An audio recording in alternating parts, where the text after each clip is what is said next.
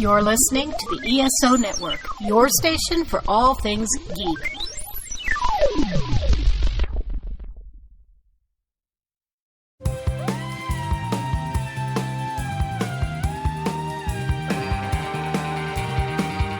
Hello, we are EnterpriseSplaining, the podcast where we explain Star Trek Enterprise to each other and to you.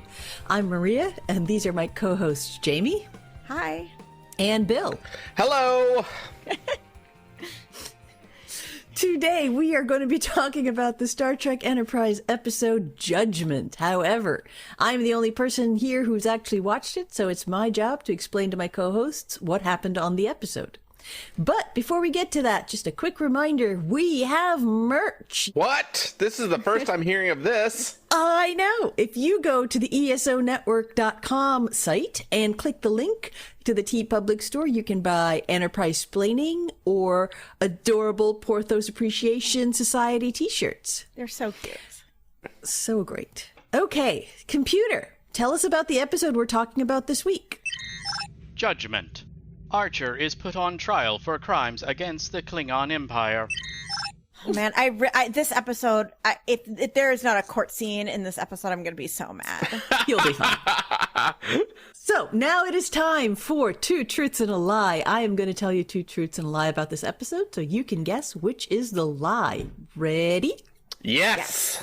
Number one, Archer quaffs Klingon blood wine. Okay. Okay. Like he slams it? Drinks it. Okay. Drinks it. Happily All right. drinks it. Okay. Plausible. I can see that. Number two, T'Pol claims to know several Klingon bureaucrats who she can convince to do her bidding. Boy. Klingon bureaucrats? Okay. And number three, while trying to escape from a Klingon penal colony, Archer runs into a Suliban who turns into his doppelganger, and Trip has to figure out who the real Archer is. Oh, I like Oh my that so God. much. I am absolutely not voting against that. Okay. I think that one's a lie because they're not going to have Klingon and Suliban in the same episode. That's too many aliens. Oh, Judgment. Oh, there's lots of Klingons in this. I mean, they did in the first episode. I guess you're right. That is true. Okay. But I just feel like we just had a Suliban episode. We're not going to have another Suliban episode. All Even right, though so Maria it's- does get the like bad Suliban episodes. Archer drinks Klingon blood wine. T'Pol absolutely does not have any Klingon politicians because she fucking hates them and she's super racist towards them. So yeah, that's it. Two That's is why my I pick. think it's true. Well, because Maria would never have made that up because it wouldn't get us on it. all Which right, means no. it must be true. I think number 3 is the lie. Okay, I'm going with 2. All right. While you continue to ponder what this week's lie may be, let's hear about one of our sister podcasts on the ESO network. Well, the colder temperatures have finally arrived, and that can only mean one thing. No, that was the last promo, but it still means monsters. This is Jim from Monster Attack, reminding you to join us every week for a discussion on some of the great monster movies that impacted us throughout our lives. New episodes drop at 5 p.m. And remember, Monster Attack is a proud member of the ESO network. Okay. Cold open on a close-up of a metal claw holding a large metal ball and slamming it on a plate so it sparks. A Klingon magistrate says, "Bring in the prisoner." And we see we are in a Klingon court. Yes! Yes, it happened! We get a court scene. Oh my God, I love it when Star Trek tries to do legal drama and it's always like the most simplified. Like if you're somebody who only knows how courts work from like seeing it on TV, like everything's so cliche. Oh my, even though it's always an alien court, it always works exactly like an American human court. That is one of the most amazing things about this is that American TV is so prominent in the UK that it is in fact like United Kingdom judges do not use gavels. They do not exist. But in United Kingdom TV, They absolutely did. I did And not matter of know fact, that. There was a Banksy mural on it was a famous story, but it is a picture of a UK judge using a gavel to bash a protester. They do not have gavels, but the United States cultural imperialism is so prominent. Wouldn't it be amazing though if it was the other way around, and so the Klingon court, all of them had wigs? The United Kingdom colonized the Klingon Empire. All right, so we're in this large room with super high ceilings and torches on the walls. Yep. If you may have recently watched The Undiscovered Country, it might look somewhat familiar. Don't wait for the translation. Answer the question.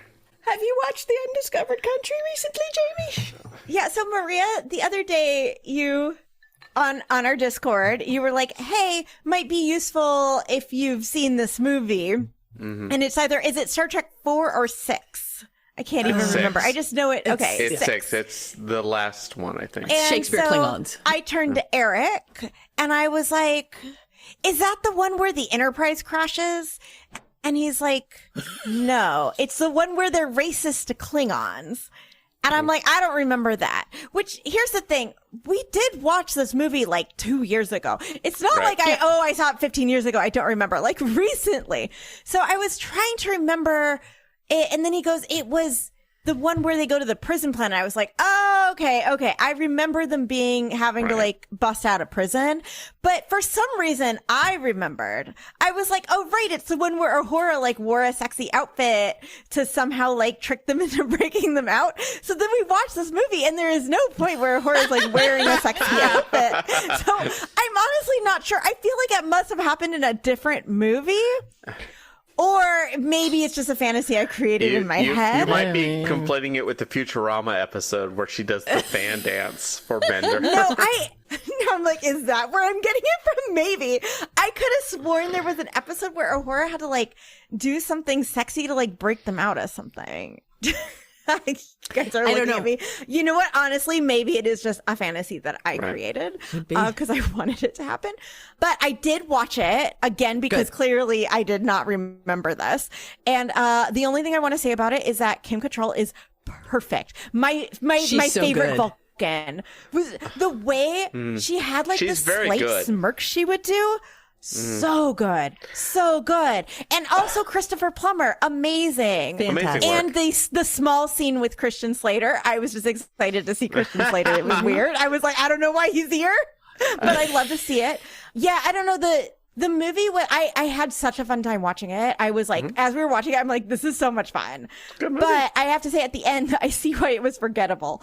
Because really, it is not that good of a story. Most of it I didn't really care for. It was really just that Kim Cattrall and Christopher Plummer were both so good that it is so fun watching them on screen that it makes the movie good, even though everything about it's kind of mid. Kim Cattrall is a great female Vulcan. Kirstie Alley is the best female Vulcan. Sorry. Oh, she was great too. She was great too. Oh, and I just want to mention, except for the mind rape scene, which was very upsetting. Oh, right. And did kind of remind me a bit of the jazz I mean, episode. they've done that sort of concept in other Star Trek too. I don't like it. The idea that I hate unpleasant. I hate it. Trying to prevent an intergalactic war, but let's move on. Anyway, let's talk about this show. So, we are in a Klingon courtroom. The judge is sort of on a balcony up above the ground, and to his left and to his right are also a bunch of Klingons. Apparently, this venue is balcony-only seating for some reason, no orchestra level.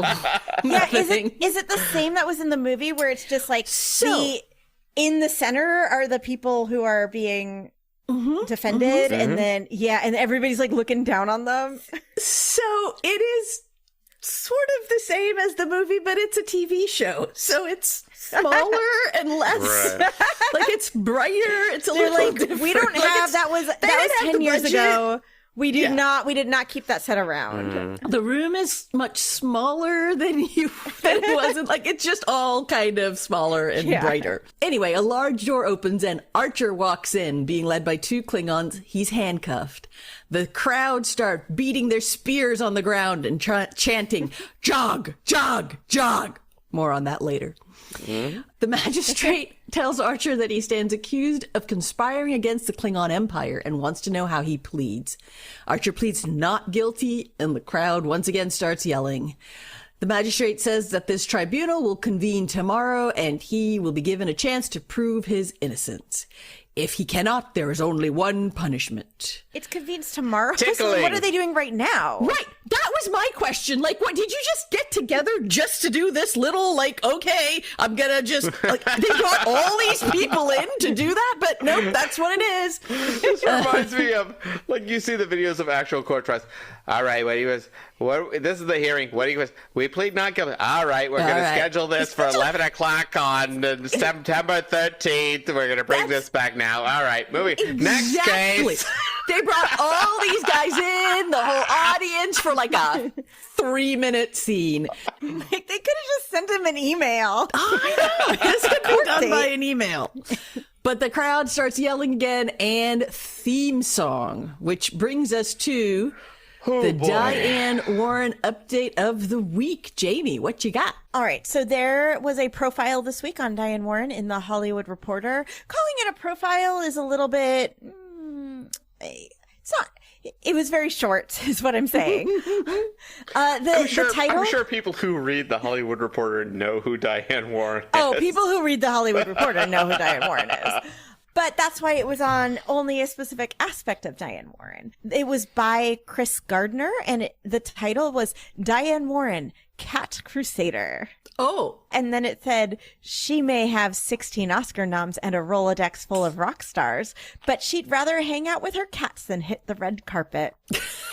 Absolutely untrue. It was just an article about how much she loves cats and animals.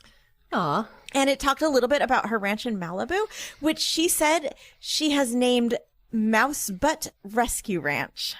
Which I've never heard before. And you know that I deep dived on this ranch before. But I believe this is a new name because Mouse was the name of her prior cat that died. And, but there was a bird that died this year that was named like something butt, like Scuttlebutt or something. Butt face, something like that. It would have butt in the name. Right. So I think that it's just because she had these animals die recently. It's a reference she to them. renamed her ranch after them. So her ranch is now the Mouse Butt Rescue Ranch. And they said on her ranch she has 7 donkeys, 2 mini donkeys, 5 horses, 2 mini horses. Oh my God. 15 goats, 4 pigs, 6 dogs, 15 chickens, 2 turkeys. And 2 mini turkeys. it said around a dozen mostly elderly cats. So I'm like, how many cats? How many of the horses were quarter horses? So the cats that she has are cats that were elderly cats that were on euthanasia lists. Aww. That she rescued because they couldn't be adopted or whatever, and she brought them to her ranch. And she apparently has 7 staffers on her ranch that like to keep all the animals fed and stuff. And I was wondering if Diane Warren is actually just Phlox with all of her critters. In the article, they called it a menagerie.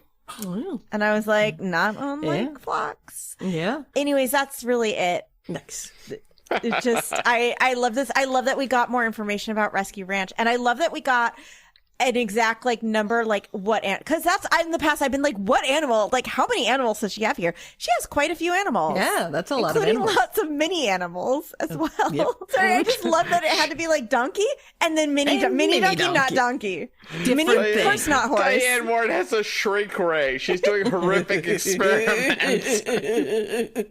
Okay, well, thank you, Jamie. Now that the theme song is complete, well, let's get into this episode. An establishing shot shows us that, as expected, we are on Kronos. Archer's in his jail cell, sitting on the bed, looking dubiously at a hunk of meat on a tin plate.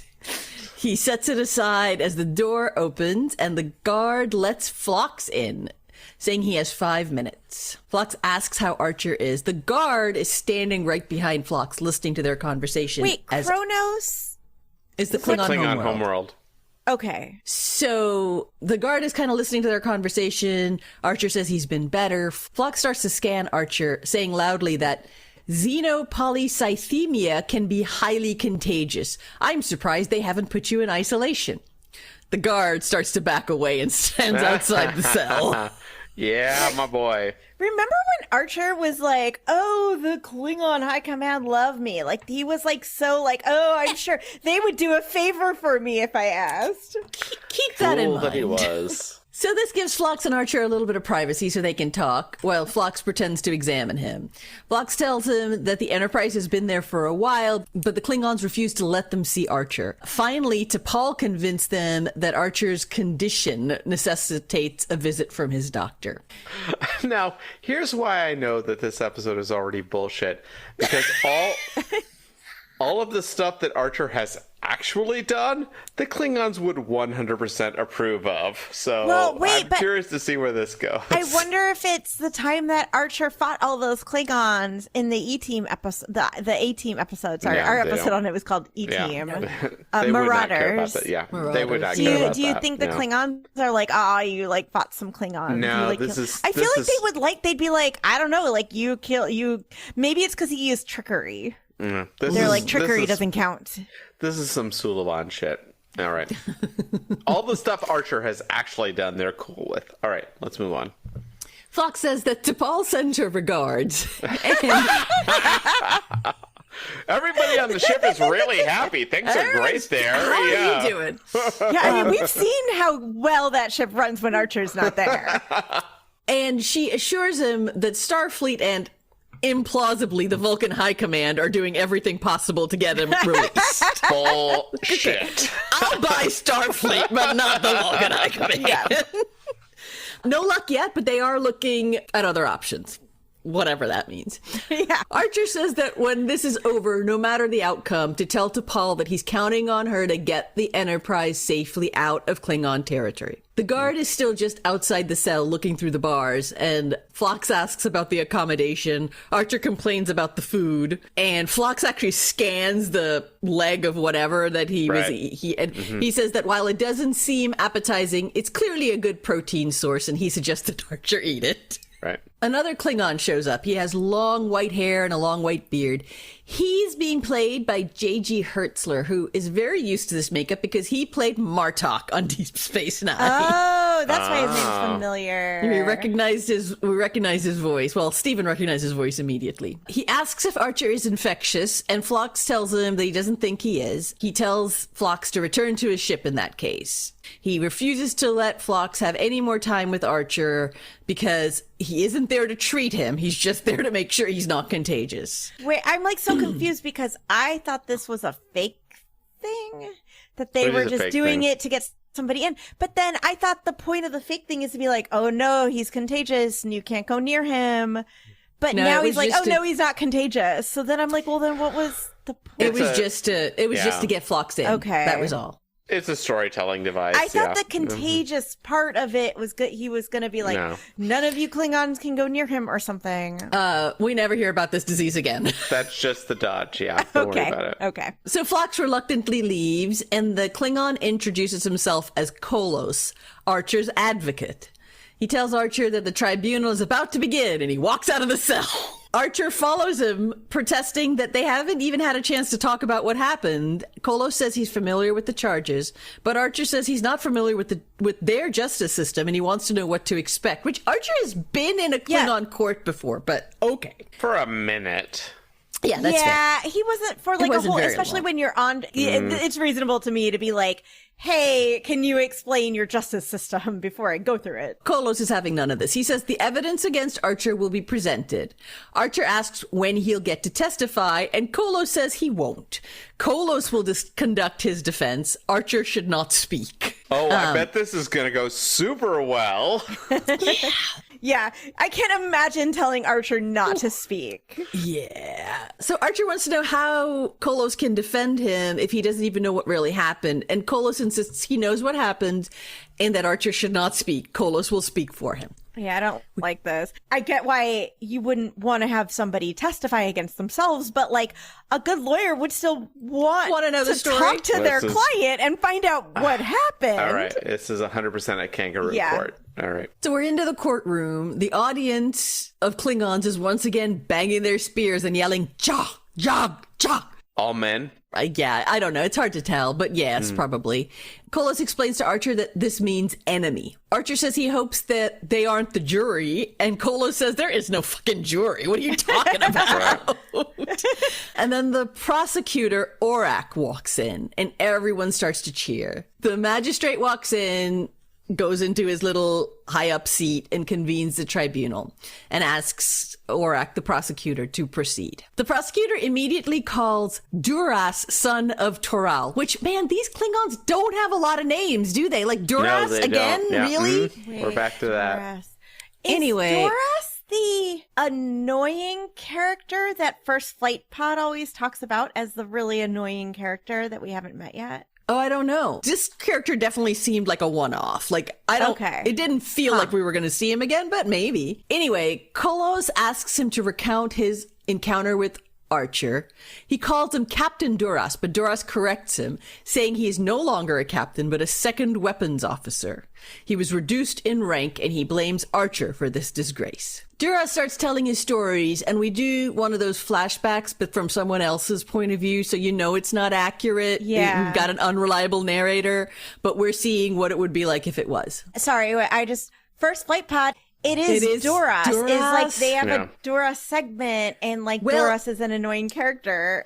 To be fair, this guy was pretty annoying, so I guess they decided to bring him back. We finally got to him. All right, I'm so excited. I've been waiting to meet Duras. Okay, so very excited. Duras was on his ship chasing a group of rebels who had fled the Klingon protectorate at Rakturas. He was commanded to bring the traitors to justice. He followed their warp trail to a system just outside Klingon territory. So we now see the Klingon ship. A female officer shows Duras that they are seeing the rebel ship and that another vessel has docked with them. An alien woman. Love it. Love to see it. Yeah, female officer. Wait, does she have a boob window? I don't feel like female remember, Klingons actually. usually have boob windows. Okay. Yeah, she probably does. She was... Or just like lots of cleavage.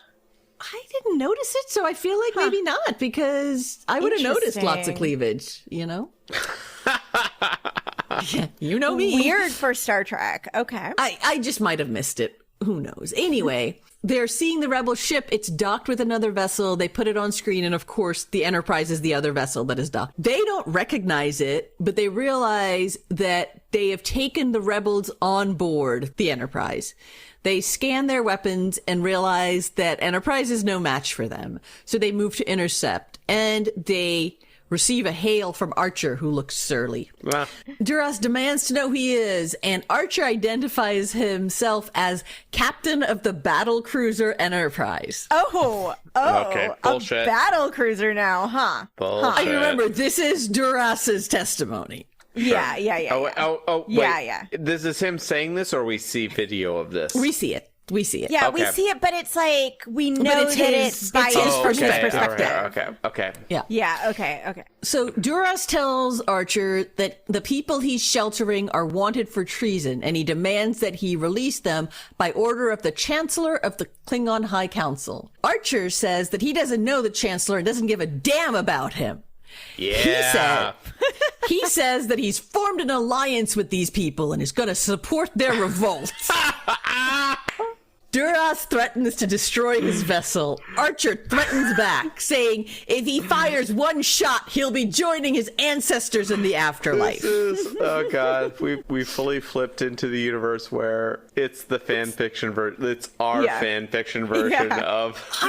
Yes, I know that we're supposed to immediately realize that this is an inaccurate or made-up memory, but honestly, maybe other than calling it a battle cruiser, everything else seems pretty much in line with Archer. I feel like he wouldn't be like, I don't know that guy. He'd be like, I know him because I met him that one time, and he owes me a favor. He likes me. Can you tell me that we switch immediately to Malcolm, and Malcolm is wearing like those suits that they have where you have like big muscles built into the suit, and it's like, we must attack. Yeah. It's not Malcolm's fantasy, thank God. I'm not even going there. I don't want to know about Malcolm's fantasies. That was seen some of definitely them. last week's episode. And let's just say we don't want to see any more. So, back at the tribunal, Archer protests, saying he didn't say any of those things. He asks Kolos if he can object, and Kolos says it's not important. I cannot tell you how dismissive Kolos is in this. It's just like, whatever, man. Just keep going. Meanwhile, the prosecutor continues with Duras, who says he pities Archer for being about to die defending traitors. Archer says they weren't traitors, and the magistrate bangs on his little ball and asks the advocate why he has not told Archer the rules, because Archer's not supposed to talk. Right. Kolos sort of stage whispers to Archer, telling him to shush it or he'll be removed. So now we go back to Duras' flashback, where he warns Archer that his ship would not survive a battle with the Klingons. But Archer yells, "Death to the Empire!" cuts comms and fires at them. Amazing. So the Klingons return fire, and the Enterprise starts moving away, still firing. They go into the rings of a nearby planet, and the Klingons follow, still shooting, but there's a bunch of debris, so they kind of lose sight of the Enterprise. They finally find them kind of behind an asteroid, and Duras gives the order to fire all weapons and target their engines. But as they are firing, the Enterprise shoots a single torpedo, which appears to go around the asteroid somehow. It clearly curves. It's very strange. Anyway, It blows up near the Klingon ship, igniting the plasma around the ship and sending the Klingons flying backwards. They lose shields, sensors, and weapons. Oh, and their engines, because the Enterprise just leaves and the Klingons can't pursue. Amazing. Duras says it took them 3 hours to repair the warp drive, but of course, by then, the Enterprise was gone. The prosecutor turns on Duras in a very Klingon way, telling him he's lucky his first officer didn't kill him for his failure, and he dismisses him. Yep. Duras leaves, and Archer asks his advocate if he's going to even question him, and Kolos says he wouldn't say anything that would help Archer. I really wish the judge would look at him. Look, this is a Klingon court. This is clearly bullshit. Yeah, even in this one. Yeah. The magistrate asks the prosecutor if he has any further evidence to present, and he says he does not. He says it's clear that Duras was attempting to carry out his mission and bring the enemies of the Empire to justice, but this human aggressor conspired with them to disgrace a proud warrior and foment rebellion. I'm sorry, I'm skipping ahead here. Did they establish how they caught Archer?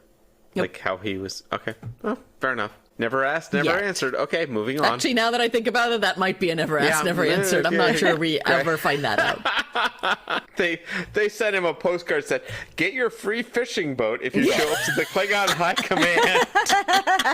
Orak says that the tribunal has already been too lenient, not accusing Archer's crew or his government or dispatching ships to Earth, that Archer needs to be punished. And the crowd starts yelling again. This is going to be an ongoing thing. They yell a lot in this. The magistrate asks Archer's advocate, Kolos, if he has a response. And he very wearily just says no. Archer looks confused. The magistrate says he will consider the evidence and deliver a verdict. But before he can say anything else, Archer speaks up and says he wants a chance to defend himself. The magistrate tells him that he's been warned against speaking, but Archer insists that Duras is distorting the truth. These people weren't rebels, and that he was not trying to start a rebellion. He insists he is not their enemy. It is weird that this court case seems very different than the one in Undiscovered Country, where the whole court thing was they were asked a bunch of questions that they had to then answer. And also, in Undiscovered Country, they had the translator. Yeah, things? they had the none of translator devices that they held to their ear. Well, A, this is a kangaroo court. B, Enterprise is not a good show. And C, that was 200 years in the future. So that is true. Yeah. That is it's true. 200 years in the future, but you would think that they wouldn't need, if they didn't need them 200 years ago, why do they need them 200 years in the future? But that's fine. That's fine. Just feel like The basic problem is tech stuff. this is not a good show. But yeah, Anyway. I can see how maybe like in 200 years their system has become a little bit more fair, especially And there's as been a war, right? I mean, Yeah. the war happened in between, so it's possible that... And they have a lot more exposure to like humans and folks. Right. So so maybe they're okay. So Archer is yelling and saying that he's not their enemy when two Klingons with shock sticks zap him from behind and his legs go out from under him. The magistrate calls for a recess. Oh, Archer probably loves that. Yeah. Back in Archer's cell, he's looking at the food, leg of Targ again. He takes a small bite of it and then spits it out immediately. Kolos comes in and admonishes him for speaking out. But he says that he's spoken to the magistrate who is willing to show him mercy if Archer tells him where to find the rebels. He may spare his life. Archer refuses to give up the location of the rebels, particularly after Kolos tells him that they'd go through the same sort of tribunal that he's going through if they get caught. Interesting. Kolos says he's a fool to put his life on the line for people he doesn't know. And Archer says that if he was able to testify, he'd be able to explain, but Kolos and the rest of the tribunal aren't interested in the truth. This makes Kolos bristle a bit. He says he doesn't agree with the interpretation of the law and that years ago things were different and people were more willing to listen to the law. But now that's changed and he's just too old to rock the boat. Archer says that he senses that Kolos is as frustrated with the legal system as he is. He tells them that one time in Africa he saw a gazelle. No, I'm kidding. Oh, God.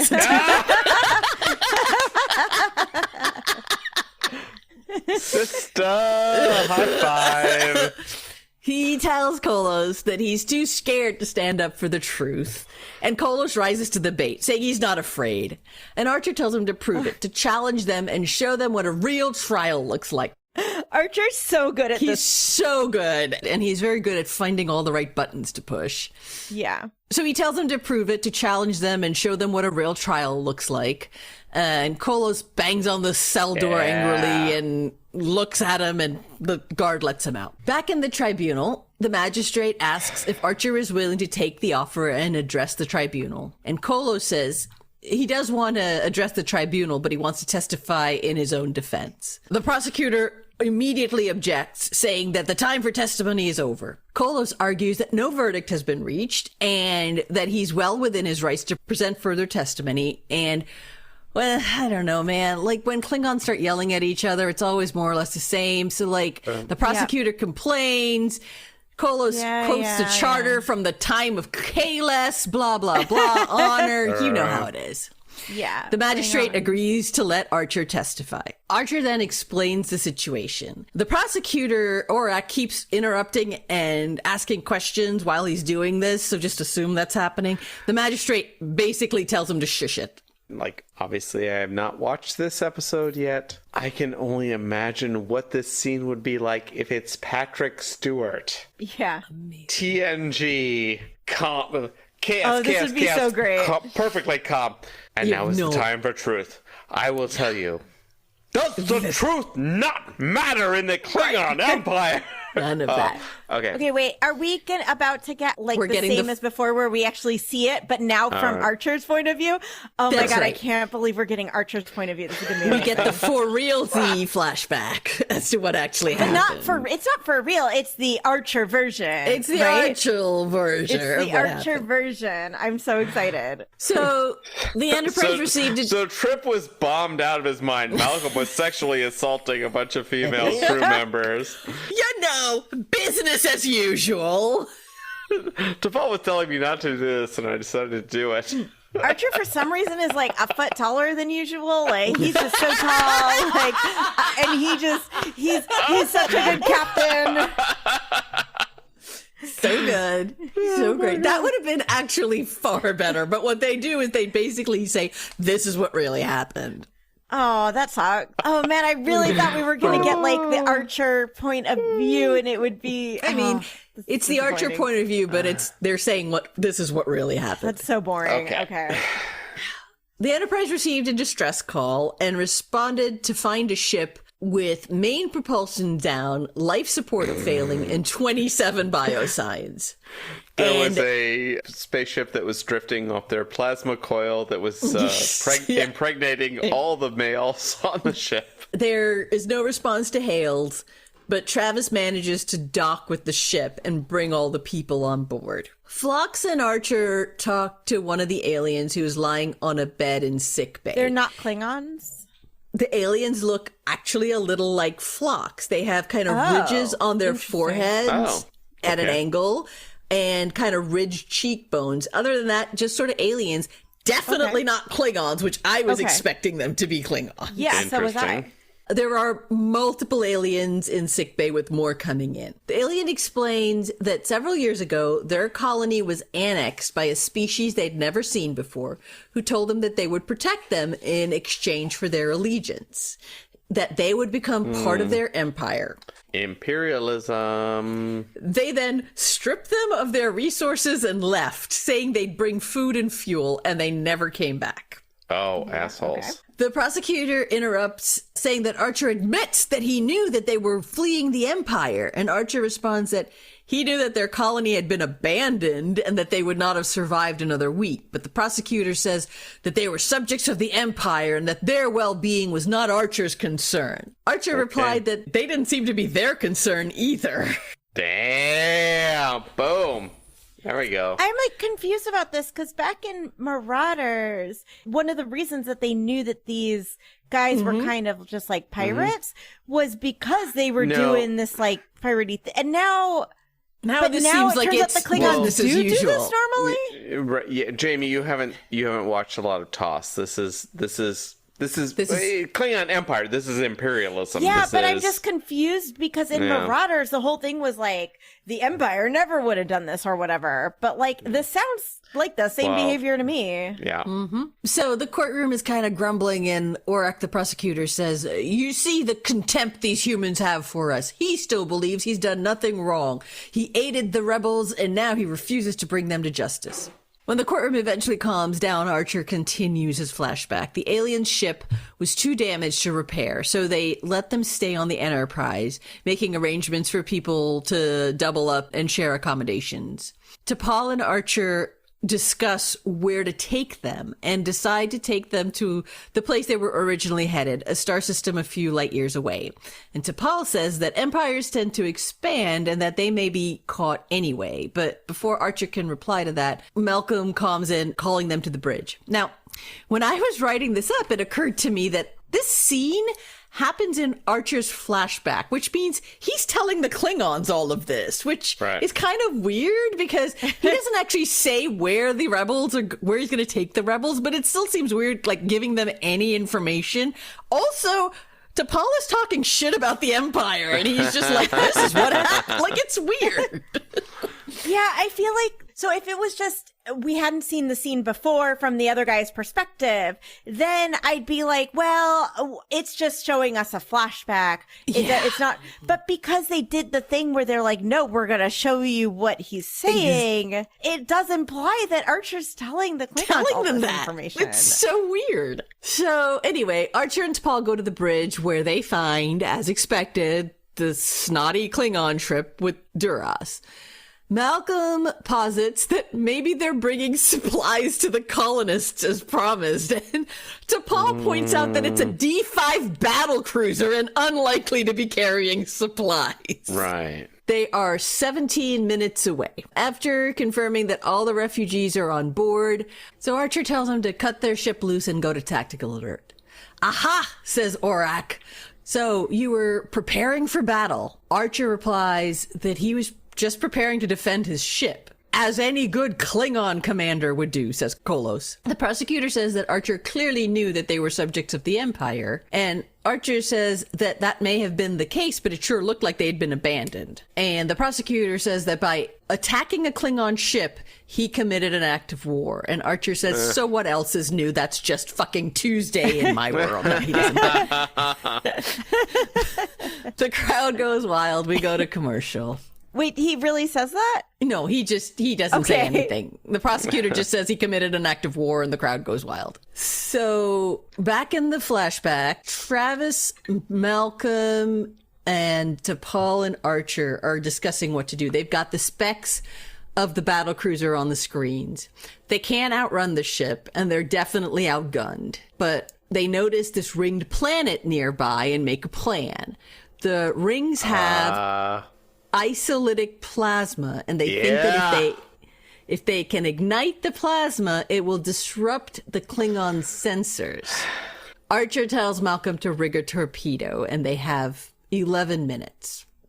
So back at the trial, the prosecutor accuses Archer of laying a trap for the Klingons, and Archer said he had no intention of firing first. But when the Klingon ship came into range, they had their weapons charged.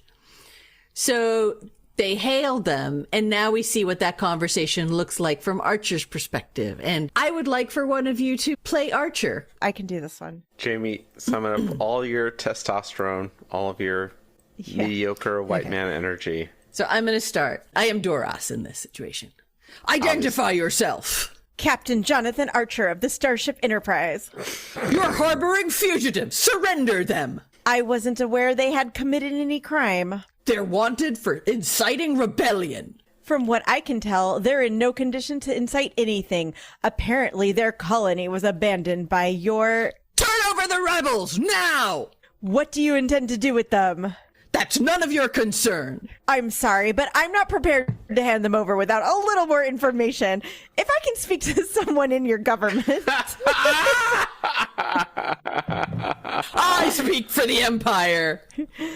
Fair enough. Let's sit down and try to... The comms cut and the Klingons fire at the Enterprise. Archer doing the can I speak to your manager? Yeah. So the Enterprise returns fire with no effect. So they head into the rings with the Klingons in pursuit. They find a large asteroid and kind of sneak behind it. And as the Klingon ship approaches, they wait as it gets closer and closer. 4,000 meters, 2,000 meters. They make this whole tense thing. You know, the trope where the guy is like, hold, and everybody's he's waiting too long. But we know how this plays out because we saw it in the other flashback. It's not tense at all. Anyway, when they get to 800 meters, they fire their torpedo, and then pretty much everything happens the way Duras describes it. Plasma goes boom, Klingons get flung off, Enterprise fucks off. Back in the courtroom, Kolo says that the Bortas, which is the name of the Klingon ship, the Bortas fired first, and that Archer tried to reach an accommodation. After that, he was just defending his ship. He asks Archer why they didn't destroy the Bortas, because at that point they could have, but instead they left. Right. And Archer says, because Captain Duras is not my enemy. Good Star Trek answer. Solid. Kolos lets that sink in for a minute, and then he says, I submit to this council that Captain Archer is guilty. The crowd goes wild, but you know how this goes. Guilty of meddling in Klingon affairs on more than one occasion. In fact, I've discovered his name is well known to the High Council. He tells them that Archer once exposed a Suliban plot that would have thrown the Empire into civil war, and that the Enterprise was instrumental in the rescue of a Klingon raptor that had been trapped in a gas giant. Great. He does not mention Marauders at all, so that has apparently not gotten to them. Those guys were just jackasses. Yeah. It's like, I understand that he was guilty of treason, but he stopped these truckers who were harassing these farm people. I'm surprised that it has taken this long for Archer to bring up his connections. I know. Klingon, like, why did he? He's previously been like, oh, we can call them up. They owe me a favor. But like now, when he actually would need them and they could be useful, he doesn't even mention them. Yeah. So Orak initially is like, this is all absurd. But Kolos tells him that he should do his research. It's all on record. And Orak sullenly says that even if that's true, it's irrelevant to the current case. I mean, fair. which is fair. Kolos says it shows a pattern in Archer's behavior that was repeated in his encounter with Duras. He says that while Archer may be self-righteous and meddlesome, Which he is. fair, that meddling saved a Klingon ship and perhaps the Empire itself. Okay, I'm sorry. That's fucking huge. The Suliban plot, that's really fucking big. You would think that would be a thing that they knew. Anyway, he says, if Captain Archer is guilty, he's guilty of being a nuisance. And hardly worth the attention of this podcast. I mean, this tribunal. He says that if Archer has to be punished, let it fit that crime. Archer looks at him lovingly. You know that. Archer's like, I know I'm a nuisance. Yeah, I know. You know you like my nuisance. So, back in Archer's cell, he and Kolos are waiting for a judgment. Kolos pulls out a flask of blood wine and offers it to Archer. Hey. Archer takes a swig and then kind of chokes a little and asks, what is it the blood of? And Kolos laughs and tells him not to feel bad that he can't stomach it. And Archer says he didn't say that, and he takes the flask and takes another swig. Yeah, boy. He's like, I was a frat boy. I know how to drink. I have bourbon everywhere. You don't have a funnel for this? Come on. Exactly. Archer asks Kolos about his background, and he says he's won many cases, but it was a long time ago when the tribunal was a forum for the truth and not a tool for the warrior class. Archer looks surprised and asks about the other classes. Kolos explains that not all Klingons are soldiers. His father was a teacher. Yeah, obviously. Sorry, Right? like, obviously. Not everyone's... I mean...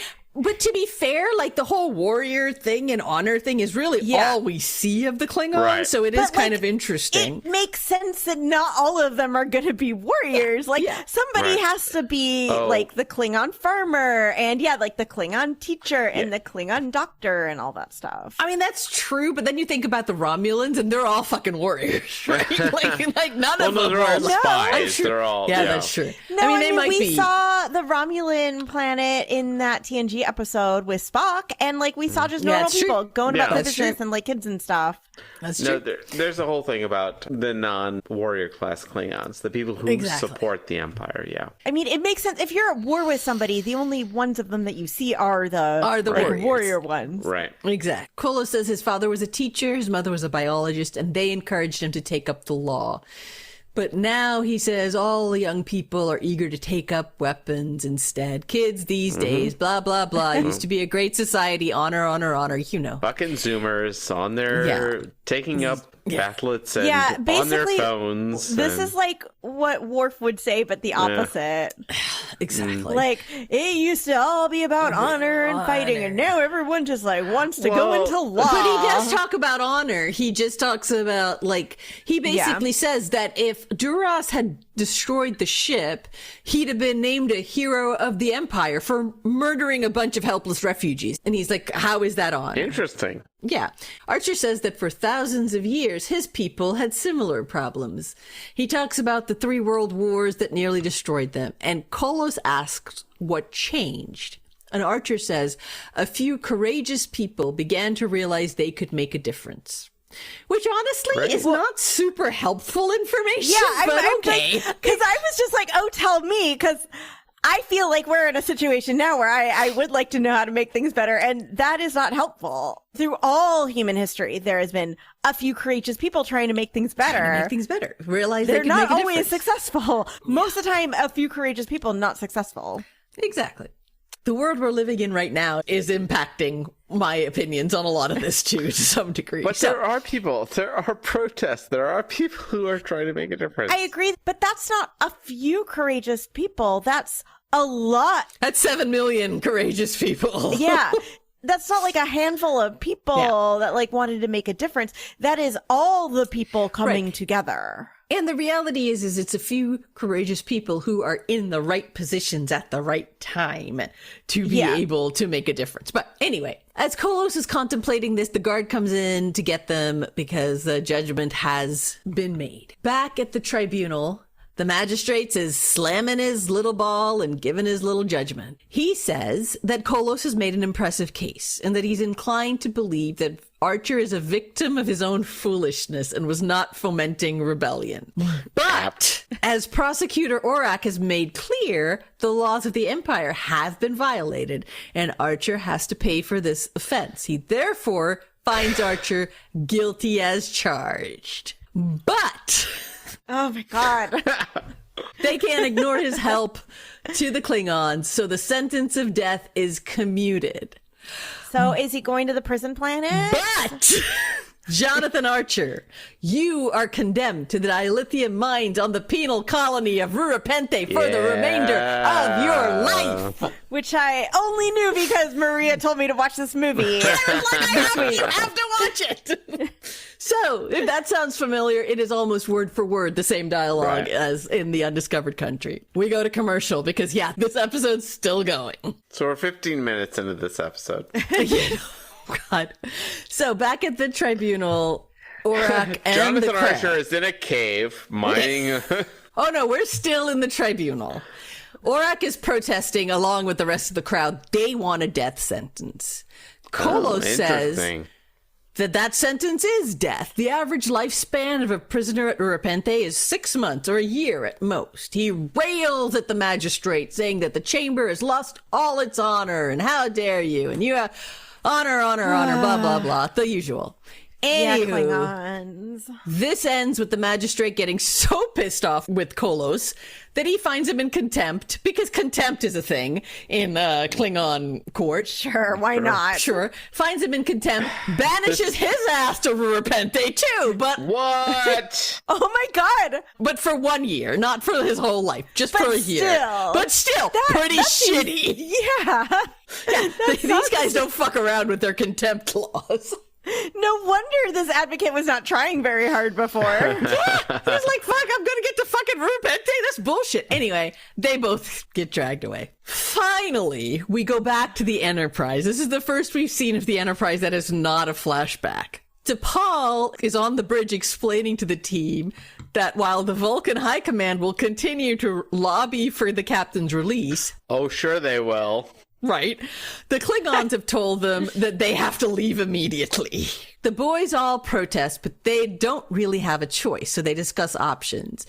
And I will say that this scene is quite interesting if you compare it to earlier scenes where T'Pol was in charge, because the boys, while they argue with her, they don't assume that she is the enemy. Like, they are listening to her to some degree, which is quite interesting. That is not what we've seen in the past. I mean, they complain a lot, right? So Malcolm wants to intercept the ship transporting him, but they're deep in Klingon space. There's no way that's going to work.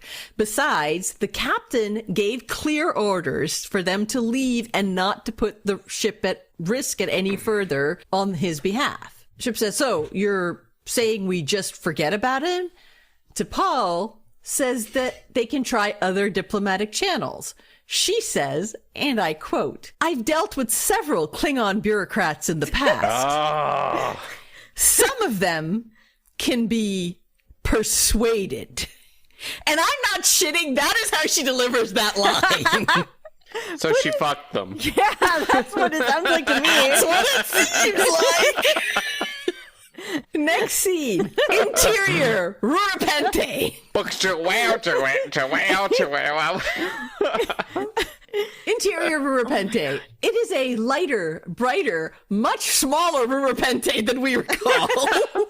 It looks like Risa. It's the most amazing planet in the Klingon Empire. I mean, I guess it's just... Wait, it's the catwalk again? It's the catwalk that's up there. Like, no, this is definitely that prison. We're reusing our set. They just like put some stuff on the walls to make it look. It's very similar to the issues with the Klingon court. It's just clearly Rurapente for television versus a movie version.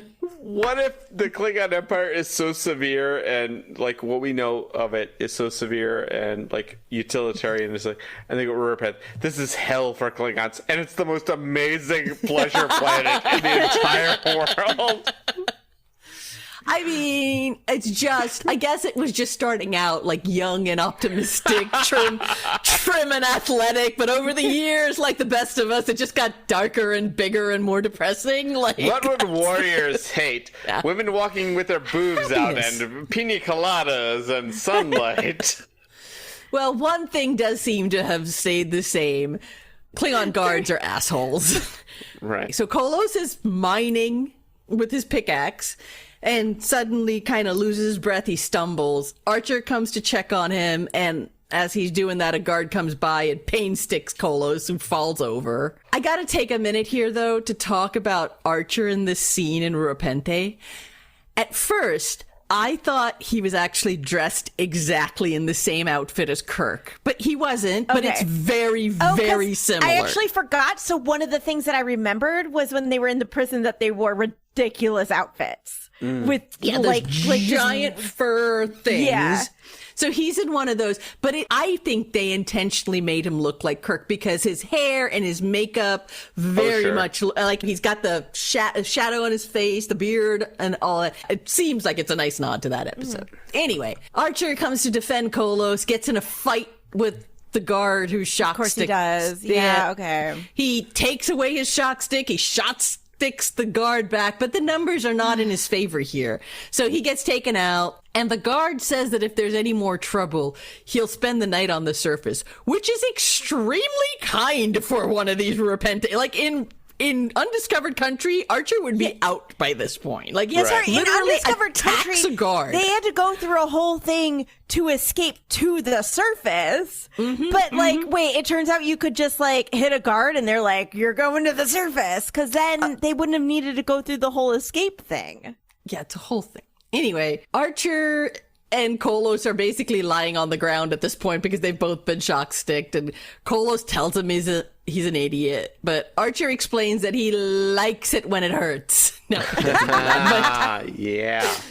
but no, he doesn't do that. But they bicker a little bit, and Kolos asks him if all humans are this stupid, and they end up laughing and they get back to work. Some unknown amount of time later, Archer and Kolos notice new arrivals coming in. Has his beard grown? Good question. No, it looks about the same, actually. Okay. So, not a long amount of time. We see a man with a hood brandishing a pickaxe and kind of heading towards Archer. But as he approaches, Kolos grabs him, and Archer comes in as well. The guy pulls his hood off, and it's Malcolm. Of course, yes! Not who I would have wanted. I just feel like Malcolm's gonna fuck shit up more. Look, I don't know what DePaul did to those bureaucrats, but man, she managed to make a deal. Hand stuff. She made a deal to get Malcolm in and the others out. Malcolm says one of her contacts put her in touch with one of the correction officers who was willing to look the other way for the right price. They also bribed the captain of a dilithium barge to bring them in and take them back. This is platinum level sneaky bribery. I am impressed with whatever she did. What annoys me about this, though, is like Klingons are famously hard to bribe. I feel like because of all their honor stuff. Honor bullshit. I disagree with that. Okay. I think, well, this gets into a larger discussion. I think that what Worf got was like the American propaganda version of what Klingons were like. That's Klingons, fair. Klingons fucking suck. Yeah. And this was a long time ago, right? So this is way, way, way before 200 years. Yeah. all of this stuff. So, anyway. like, and maybe there was just generally more corruption would make sense. Anyway, Archer tells Kolos he should come with, but Kolos refuses. He says he doesn't want to be a refugee for the rest of his life. And Archer reminds him that the life expectancy in Repente is like 6 months. And Kolos says that he's so motivated by Archer's words that a few people can make a difference. Oh, come on. Sorry. Just, sure, why not? Even though most people don't survive a year, Kolos has more to live for. So he's going to stick it out. He's going to do his year term. He's going to get out and he's going to make a differance. Okay. Sure, whatever. They shake hands. Archer and Malcolm leave. Kolos goes back into the mines. End of episode. That's it? That's it. God damn it. God. fucking... Why? Yeah, I'm still annoyed that we didn't figure out how Archer, like, I'm confused as to how they even got him in that court. How did they get him off the Enterprise? I'm, like, really confused. Watching this show, there is a criticism of cliches. Like, oh, this is a cliche. Here's why things are cliches. They work. You have an introduction to an episode. Here's what we're dealing with. You have a summary at the end. Here's what we learned. They are cliches because they work. Oh, this... Okay. I'll say, this was a somewhat interesting episode, but I liked it better when it was done in Undiscovered Country, or Deep Space Nine, or Deep Space Nine that other time, or Next Generation, or Voyager. Like, they've literally done this a million times, but obviously the parallels to Undiscovered Country are clear, but it was really badly paced. Yeah, it doesn't, like if you're going to do that, you have to, like, add something or something. Instead of just, something we're going to new. do what was basically the same plot. No, this is... But not as good. But, like, worse. This is fucking Drumhead. You're going to introduce a judicial system, and then you're going to reveal that it is unjust, and then your captain is going to solve why it is unjust. Or you're going to at least have us learn a little bit more about what's going on with the Klingons, but we really just don't know. But anyway. Okay. All right. 2 truths and a lie outcome. There was no Sullivan Archer doppelganger. Although I feel like that was a missed opportunity, but Jamie got it. Porthos good boy scale. How good of a boy was Porthos on this episode? No Porthos. They didn't call Porthos as a witness. Nope, he's not And called. what was your version of these events? Saucy section. How sexy was this episode on a scale from Thomas Riker to William Riker? That was Steven's idea, and I loved it so much I had to I feel like it should go William Riker to Thomas Riker. The other way. No sexy. It was all Klingons. It was all sweaty Klingons yelling. There was no sexy in this. Never asked, never answered for something in this episode that made no sense and was never explained. I mean, a lot of it, but we literally never found out who those aliens are, what their names were. I was about to ask, what happened to them? No idea. Like, even that one... Well, okay, it is implied that they took them to wherever they were trying to go initially, but we never find out who they are. But, like, the Klingons could go after them. But they didn't know where that was. Yeah, it just seems so uninterested. Like, Archer is... in a way, almost giving his life for them, but we don't know who they are or anything. And clearly, because we don't even learn that one dude's name. Like, the one alien who talked, we never even know that. Or the species name or anything. The species name, I looked it up in Memory Alpha because I was like, maybe I missed it, and it was like the aliens. Like, there was no name. Right. Wow, okay. We also, like, we never found out why the Klingons wanted them captured. I mean, presumably they didn't want word getting out or whatever, but, like, why they abandoned them. Really anything about what the deal that these was? aliens left. Yeah, it was, like, they abandoned them, so presumably, like, why would they want to stop? It was there was no explanation for any of it. It's so frustrating because it just feels like they're taking...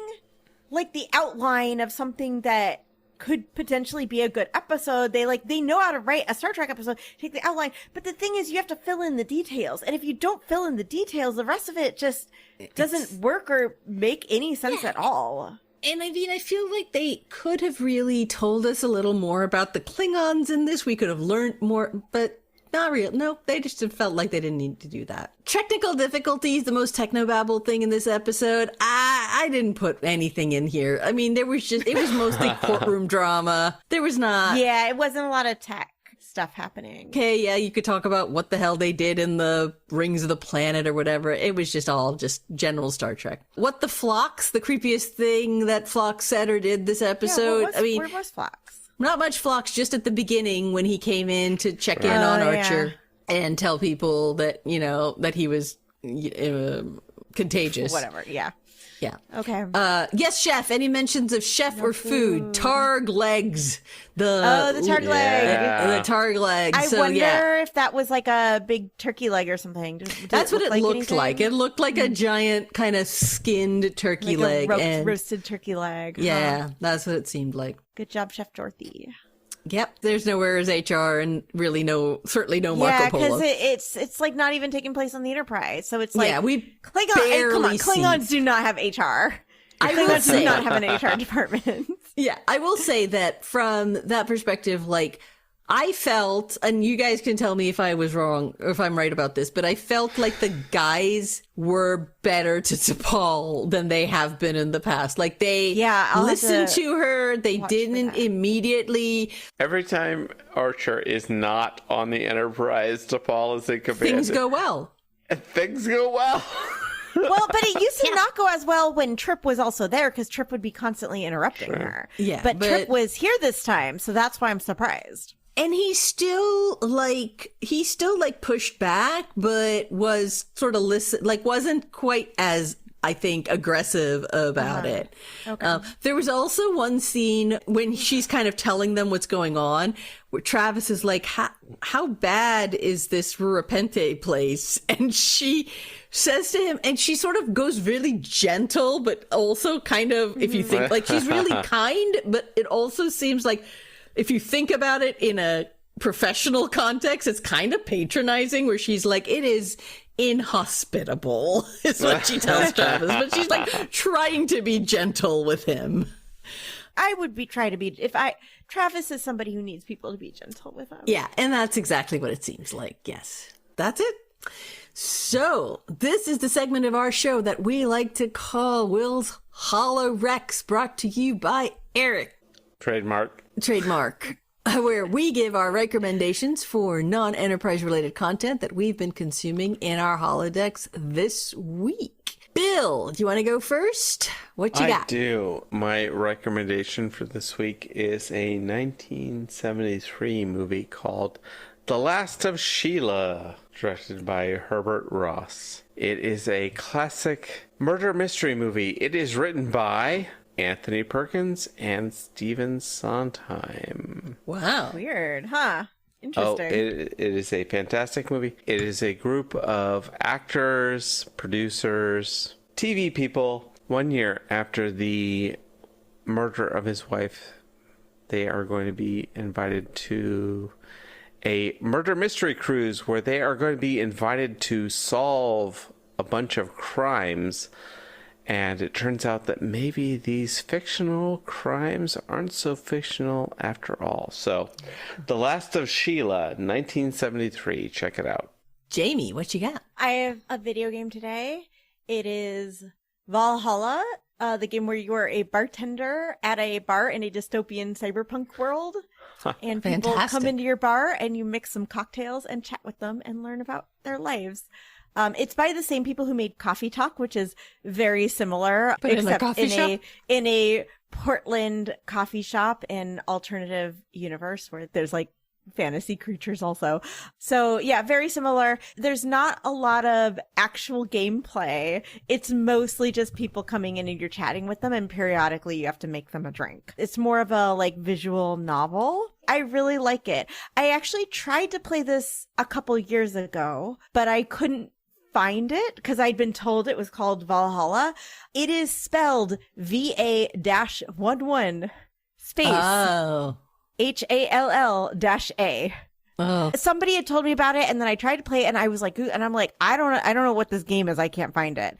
But that's just because it is spelled weird, but it is pronounced Valhalla, and it is just a really lovely little cozy game, and I recommend it. I recommend it. Fantastic. My recommendation is a show. I know you're going to be shocked. It's a British crime thriller. No. But it's actually not my standard type of thing. It's a show called Department Q, and it is definitely not a cozy murder mystery. It is quite a dark series about a detective who is involved in a terrible crime where he kind of screws up and a young police officer gets killed and his partner gets paralyzed, and it's after all of that he comes back to work and he is put in charge of a department that is going to handle cold cases, and he starts working on a cold case and discovers that the case is not as cold as he thought it was originally. Dun, dun, It's very well done. It is one mystery over the course of the whole season, and it's really fun. Department Q. And that's the episode. Thank you for listening. Next week, we will revisit this episode as a second contact and hear Bill and Jamie's thoughts once they've actually watched it. Special thanks to our producer, K.O. Myers at Particulate Media, to our friend David for the beautiful cover art, and to John Stephen King for being the voice of our computer. If you like this show, please rate, review, and subscribe on your podcast app of choice and tell your friends about it. We really appreciate it. You can follow us on Instagram and Facebook as EnterpriseSplaining and on Blue Sky at EnterpriseSplain. You can also email us any comments or questions such as, did T'Pol fuck a Klingon bureaucrat? to EnterpriseSplaining@gmail.com. We would love to hear from you. If you would like to support this podcast, you can find us at Buy Me a Coffee as EnterpriseSplaining. See you next week. Bye. Bye. Bye.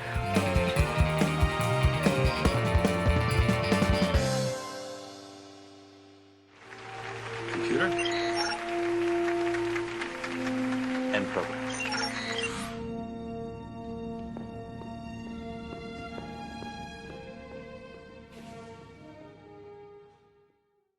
Guys, I need some help with the writing on this here because what I have written is Kolos is pickaxing. What do you do with the pickaxe? A pickaxe? Do you pick? You mine. Do you hit? Do you mine? So he is mining with It a is pickaxe. a mine. Well, it's for and that is, you do see breaking up miners soil. with It pickaxes is in like mines. axes chop, hammers, hammer, I guess, but pickaxes, pickaxe? I don't know. Well, He has In a a pickaxe. mine. Yeah, you need a pickaxe for your mine. It's for breaking up rocky soil. Okay, so Kolos is mining. This has been a broadcast of the ESO Network. Be part of the crew and help support our shows by donating to our ESO Patreon or by shopping at the TeePublic store, which can all be found at www.esonetwork.com. The ESO Network, your station for all things geek.